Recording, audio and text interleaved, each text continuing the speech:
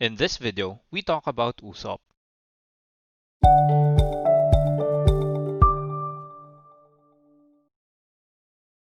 Personally, I feel like Usopp is the straw hat that most represents the viewer. A normal human being. He doesn't have special skills except for carpentry and marksmanship. His biggest traits are his massive durability and creativeness. He has shown feelings that are on the other side of the spectrum from Luffy and Zoro, like despair, hopelessness, and negativity, much more than any Straw Hat crew member. But that's what makes Usopp so relatable. His flaws are much more noticeable than any of the other Straw Hats, but he more than makes up for it with his other qualities. His loyalty, tenacity, easygoing, and kind hearted nature are really what make him more relatable and more down to earth when compared to Luffy. So, let's get right into the meat. We last saw Usopp rushing in the activity hall with Chopper inside the Brachio tank. We didn't see him in chapter 987, but I'm pretty sure that with the way the story is going, they are just nearby and ready to provide backup when poop hits the fan. I'm pretty sure that they won't be making too much of an impact real soon because we were teased with the Mink tribe's transformation. So I'm totally assuming that they're going to take a backseat for a while, unless Oda decides to put Momo in immediate danger. Usopp's marksmanship is top tier, and he can definitely provide excellent backup, just like he did back in the NES lobby arc. He can use the range of the Brachio tank to attack any would-be attackers of Momo.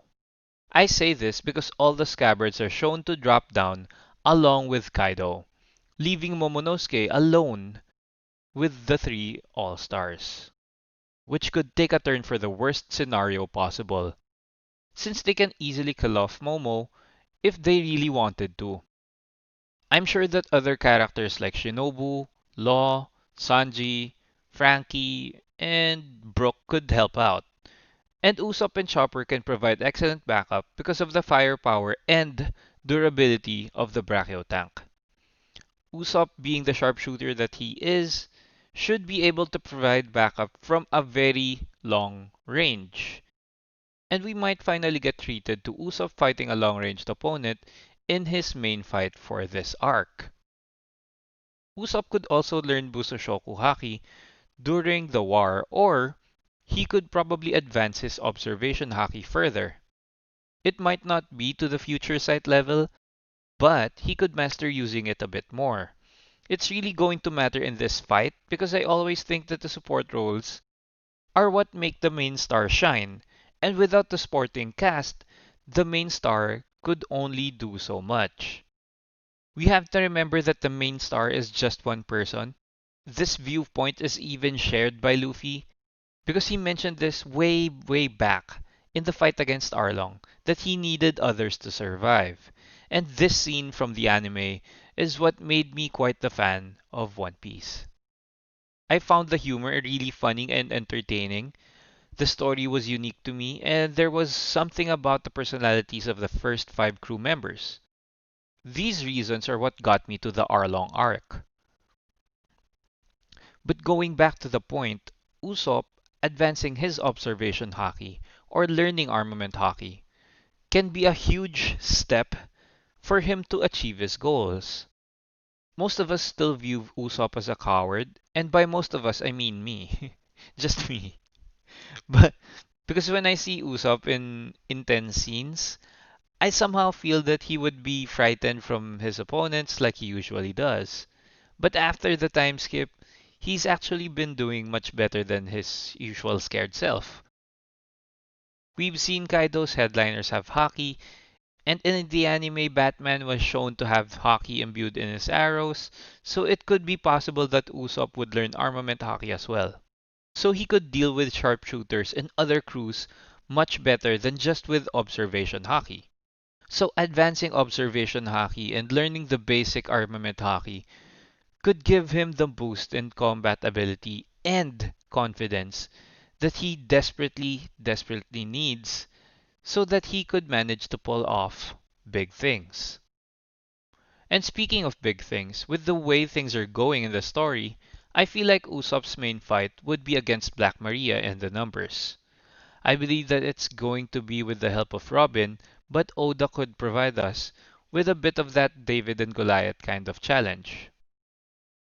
With Robin using her gigantesco mano techniques to combat the giants.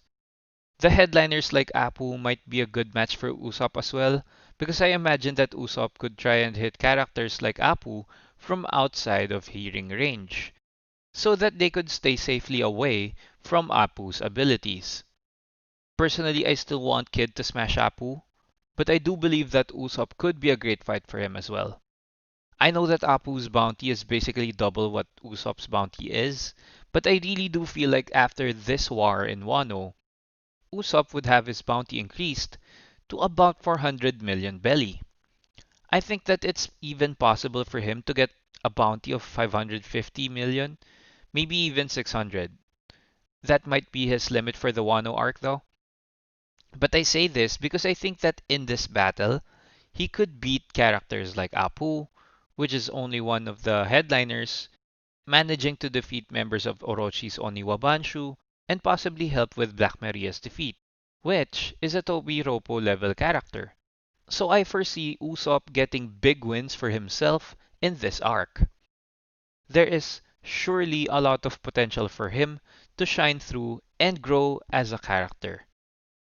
And the bounty of 400 million is totally within his range.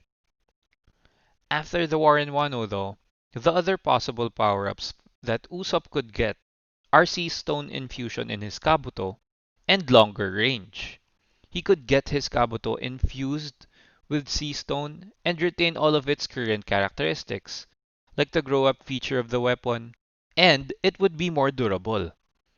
He could also use that to hit Logia Fruit users if ever he isn't able to learn Busoshoku Haki.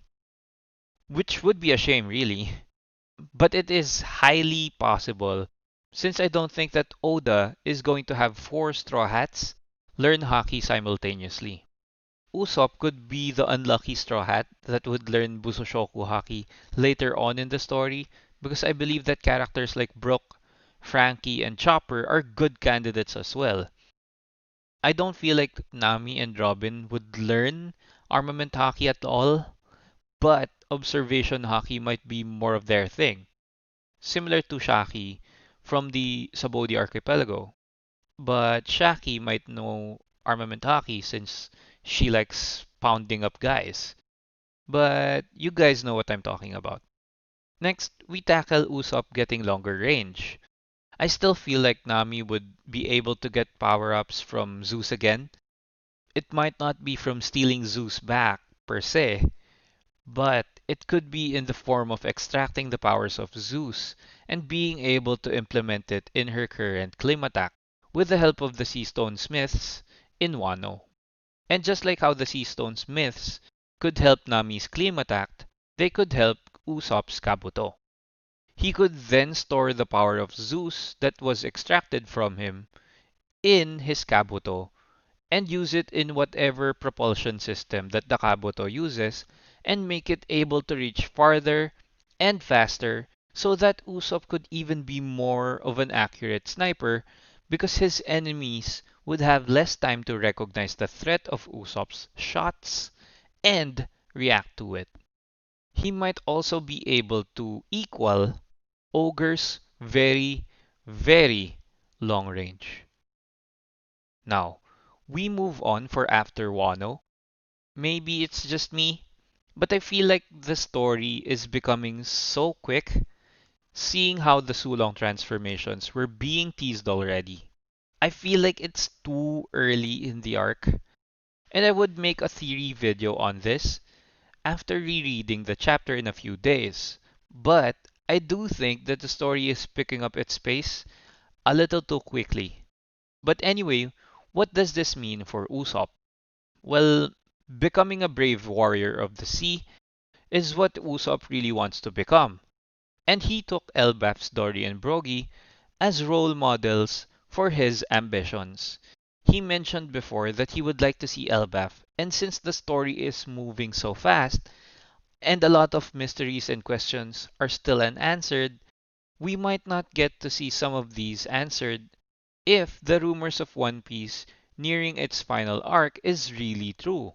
We might not see Usopp interact, get accepted, and have an impact in Elbaf. We might still see him interact with his father though, if Shanks decides to fight with Luffy or tag along with them so that they could effect change in the One Piece world and battle with Imu and the Gorosei. And with that being said, I think that it's even harder to predict who among the Marines would Usopp fight in the last epic battle that they would have. Because I would like to believe that Imu is the final boss in One Piece and not Blackbeard. Anyway, this wraps up today's video. I hope you enjoyed it. Crush like if you did, just like how Usopp crushed the toad oil sales. And comment down below what you think Elbaf's importance to the One Piece story is. And finally, if you love One Piece, subscribe to the channel so that it could grow, and hit the notifications button because on the next video, we talk about Sanji. So, as always, stay safe, peace.